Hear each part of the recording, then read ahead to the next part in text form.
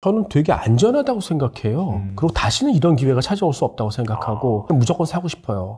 다시는 이런 그 고금리를 볼 수 없을 것이다 라고 생각을 하는 거고요.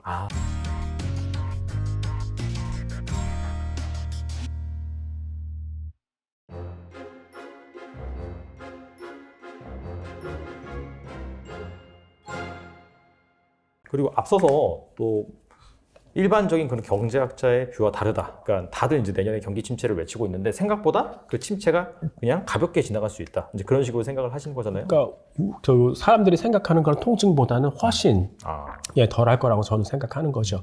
원래 그 환자들 중에서도 그러니까 잔병치레 많이 하는 분들이 있지 않습니까? 골골거리면서도 오래 사시지 않습니까? 그러니까 지금은 사이클이 그렇게 크지 않아요. 그리고 원래부터 저성장이었다고요. 경제가 원래 약했다고요. 하지만 그런 상태로 계속 새로운 거를 만드는 그런 과정 속에 있었기 때문에 여기서 어떤 샥이 일어난다든가 뭐 이런 거는 별로 없고 사실 진짜 걱정스러운 거는 지정학적 리스크죠. 안 그래도 그 서적에서 약간 앞으로 주식 시장을 뒤흔드는 요인으로 유럽을 좀 꼽아주셨더라고요. 유럽 얘기 좀 해주시면 좋을 것 같아요. 사실 이제 그 글로벌라이제이션이라는 거는 뭐 서로 각 나라의 비교 우위를 같이 공유하자, 그러니까 협력하자 이런 거 아닙니까? 근데 이제는 그게 깨지고 있어요. 그 깨지는 이유가 단순한 이기심인 것도 있지만 미래 패권은 이 데이터예요. 데이터를 가진 사람이 이기는 거죠. 근데 옛날에는 그냥 뭐 중국 너희들 싸게 만드니까 살게 이렇게 아무 생각 없이 사왔는데 이제는 그 데이터를 가지려면 제조업을 해야 돼요. 그러니까 폐배터리 같은 거 많이 활용을 하는데 이제는 전기차 업체가 전기차를 팔려고 하지 않아요. 그러니까 리스를 주려고 그래요. 왜 그러냐면 다 쓴 다음에 그 폐배터리지 않습니까? 자기가 확보해야 돼요. 맞아요. 거기 안에 들어가 있는 니켈 코발트 망간을 자기가 확보를 못 하잖아요. 그러니까 새로 사오기는 진짜 어려운 거죠. 앞으로는 점점 더 어려워질 거예요. 그러니까 그런 걸 하려면 제조업을 해야 된다는 거예요. 그래서 이제는 이제 서로 간에 각자 도생으로 이제 가는 거죠. 이제 그 상황에서 서로 간에 이제 싸울 수밖에 없는 관계가 안 좋아지고, 그래도 뭐 각각의 뭐 체제가 깨지는 건 아니지 않습니까? 근데 유럽 같은 경우에는 혹시 체제가 깨질 수도 있을 것 같아요. 만약에 EU가 깨져버리면. 공동체가. 그러니까 사실 독일하고 프랑스하고 굉장히 역사적으로 싸웠지 않습니까? 뭐 알사스 로렌 지역을 중심으로 해서 뭐 철강, 뭐 이런 석탄 놓고. 근데 이제 이 글로벌라이제이션의 그 바람을 타고 이제 우리 싸우지 말자. 그래서 이제 90년대에 하여튼 뭐 EU로 그냥 묶였습니다. 그래서 근데 그 EU라는 경제는 독일이 먹여 살리는 경제라고 봐도 무방해요. 그러니까 워낙 뭐 정밀기계, 정밀화학 뛰어났었으니까 그래서 완전히 독일이 제조업 중심이지 않습니까? 그래서 수출을 많이 하지 않습니까? 그러면 독일의 마르크가 강세로 가야 되잖아요. 근데 독일은 여전히 유로화를 쓰지 않습니까? 그러니까 여전히 수출 경쟁력 유지하는 거예요. 수출을 많이 해도. 그러니까 독일이 더 많은 수출을 해서 분담금 많이 내고, 그러니까 이제 유럽 그 지역 국가들한테 이제 좀 먹여 살려주는 이런 역할을 했는데, 뭐 이제 2000년대 들어와서 점점 소비가 줄고, 교육이 줄고, 제조업이 약해지다 보니까 이제 독일이 옛날만큼 돈을 못 벌어오는 거예요. 그러니까 이제 이 이태리나 이제 스페인이나 남유럽 국가들이 이게 좀 갑갑한 거죠. 그러니까 우리 스스로 뭐 좀 해야겠다. 경기를 좀 부양해야겠어. 그러면 이제 국채를 좀 발행하고 싶은데 국채 발행할 수 있습니다. 근데 국채를 발행을 했다가는 그거를 시중에다가 팔지 않습니까? 그러면은 시중에 있는 채권 가격이 폭락할 거고 금리가 급등할 수 있지 않습니까? 그러니까 이 발행하는 채권의 일부분은 결국 중앙은행이 돈을 발행을 해서 그걸 흡수해줘야 될 거 아니겠어요? 근데 문제는 이런 남유럽 국가들이 화폐 발행권이 없어요. 그거는 이제 유럽 중앙은행한테 있는 거죠. 그러니까 현실적으로 국채를 발행할 수 없어요. 그러니까 굉장히 불만이 심한 거죠. 근데 이제 이러다가 그냥 우리 그냥 영국처럼 독립하자 이렇게 나가면, 그러니까 사실 스페인이나 이태리는 지금 독일이 신용 보증을 해주는 거나 마찬가지 아니겠습니까?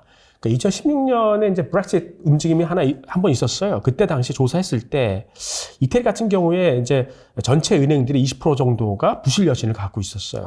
그러니까 전체 은행 이런 여신 중 20%가 부실이다. 그러니까 일부 남부 유럽 그 국가들은 한 뭐 40%가 부실 여신 막 이렇게 됐었거든요. 근데 이제 이런 것들이 만약에 이태리나 스페인이 따로 떨어져 나왔다. 그럼 바로 부도날 수 있어요. 국채조차도. 네. 이렇게 되면 지금 사실 이 금융기관들이 서로 엄청나게 엮여 있기 때문에 도미노처럼 다 이제 그 문제가 될 수 있는 거죠. 그러니까 사실 이런 부분을 가장 우려를 했었던 거죠. 그래서 뭐 2012년에 남유럽 사태가 났을 때 드라기가 whatever it takes, 어떤 일이 일어나면 내가 보장을 해줄게 이렇게 막아줬었는데 이게 만약에 따로 떨어져 나와서 전혀 그렇지 않다 뭐 이렇게 되면 이제 크레딧 리스크, 신용 위험이 이제 불거질 수 있다 이렇게 얘기할 수 있겠습니다. 확실히 그 공동체가 와야 된다는 뭐 약간 좀 움직임이 나온다면 좀 예의주시할 필요는 있겠네요. 네, 그렇습니다. 네. 그렇다면 이제 앞서서도 예상보다 이 인플레가 구조적으로 가긴 좀 힘든 부분이 있고 그 다음에 경제 이런 부분이 또 영향을 받을 수 있기 때문에 생각보다 피봇이 빨리 일어난다라고 말씀하셨잖아요. 네. 그렇다면은 한 그때쯤엔 좀 진정한 상승장이 찾아올 수 있다고 좀 볼 수 있을까요? 지금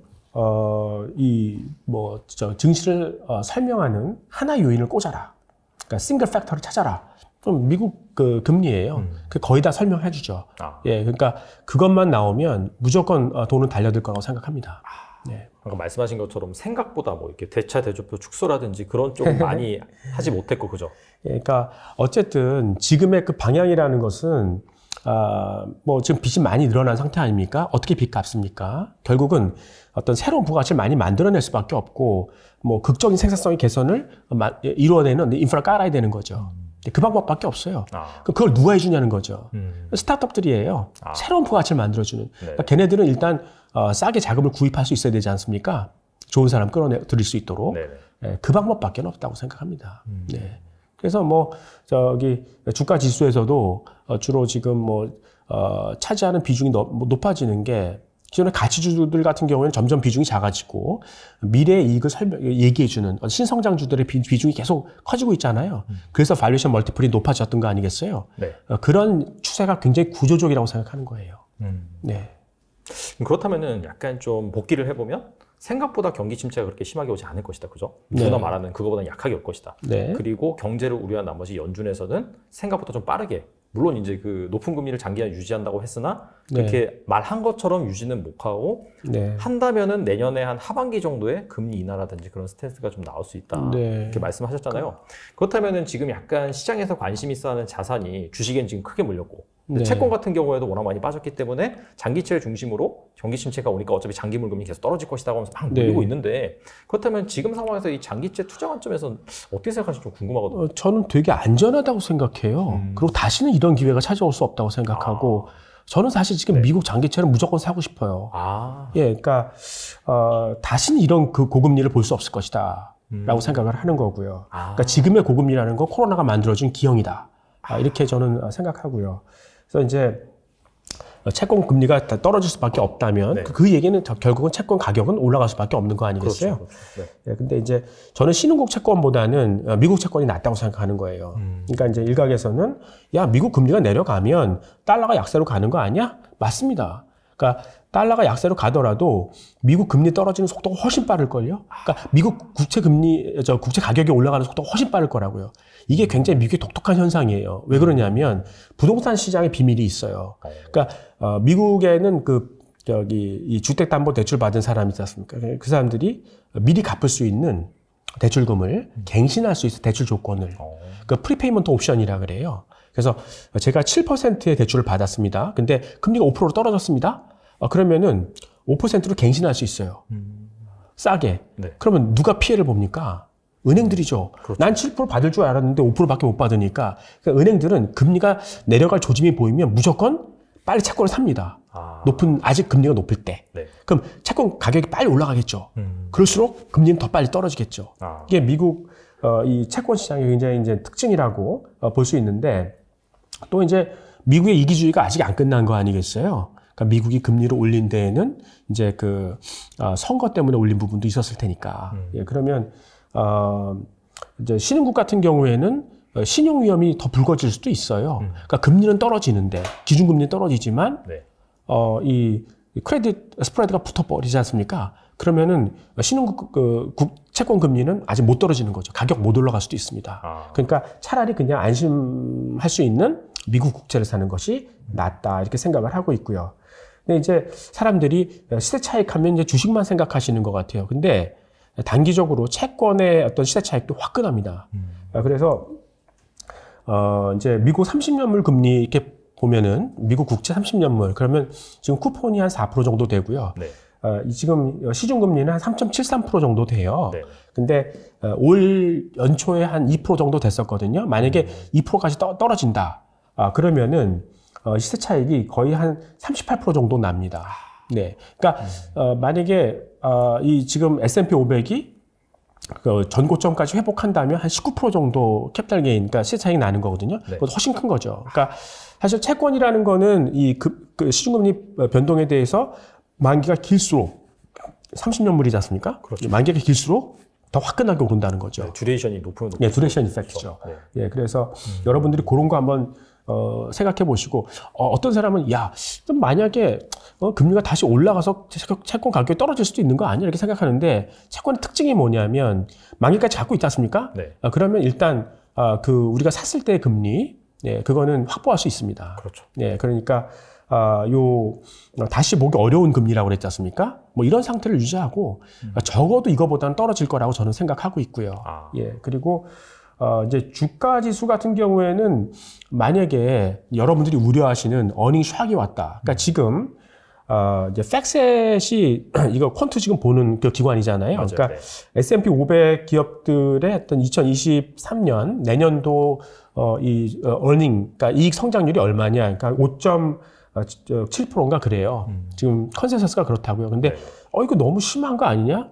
그래서 조금 기대 이하의 실적이 나올 수도 있겠다. 뭐 이렇게 우려하시는 분들이 있어요. 그러면 이제 주가는 떨어질 수 있겠죠. 그러니까 만약에 여러분들이 정말 이런 건 저는 사실 그렇게까지 우려 안 하거든요. 근데 여러분들이 주식이 혹시 내년에 조금 이익이 좀 이렇게 순간적으로 어떤 정치적인 요인에 의해서 좀 안 좋게 나올 수 있다 이런 게 우려되시면은 그러면은 채권을 사시라는 거예요. 주식보다 먼저. 그러니까 만약 진짜 이렇게 그 경기 침체나 어닝 쇼이 나오잖아요. 금리는 더 빨리 떨어져요. 그렇죠. 예, 그러니까 지금 채권은 굉장히 안전하다. 뭐 이렇게 얘기를 하는 거고. 저는 차라리 주식을 사긴 사는데 약간 좀 실적 면에서 약간 좀 찝찝하지 않습니까? 네. 그럼 가치주보다는 저는 이제 이 신성장주, 기술주를 사는 거죠. 왜냐하면 뭐 금리가 떨어지면 자금은 좀 풀릴 거 아니겠습니까? 그럼 그거 갖고 미래를 얘기해주는 신성장주들의 가치는 그만큼 빨리 오를 수 있어요. 그러니까 지금 피하는 거는 가치주는 좀 피하는 게 좋겠다. 신성장주 쪽으로 가자 이렇게 생각하는 거죠. 어떻게 본다면 지수 관점에서 가치주가 많이 편입되어 있는 다우지수 같은 경우에는 견조한 흐름을 상당히 보여줬는데 그래서 그걸 따라가기보다는 약간 역발상 관점에서 더 많이 빠지고 나중에 매크로 환경이 변경되었을 때 강하게 튀어오를 수 있는 약간 성장주, 나스닥 쪽으로 집중하는 게 좋겠네요. 예, 근데 그 중에서도 이제 돈이 갈 수밖에 없는 그런 분야가 있지 않습니까? 신성장 분야. 네네. 뭐 그런 그러니까 미리 말씀을 드리면 인류가 어떻게 이제 이 빚을 갚아 나가고 살 수 있을까요? 그러면 조금 더 인프라를 개선시켜야 되는 거죠. 아까 뭐 선진국에서 이제 제조업을 갖고 와야 되는 입장에 있는 거잖아요. 그렇죠. 근데 임금이 높지 않습니까? 그러면 그 고임금을 어떻게 극복할 수 있을까요? 그러면 이제 디지털 가상 세계를 생각하는 거죠. 그래서 이제 사람들은 가상 세계에서만 일을 하는 거죠. 네, 그러면 그 작업이 동시에 현장으로 연결이 되죠. 그래서 이 현장에 있는 기계는 완전 로봇만 공장에 있는 거죠. 그래서 받아가지고 바로 작업이 되는.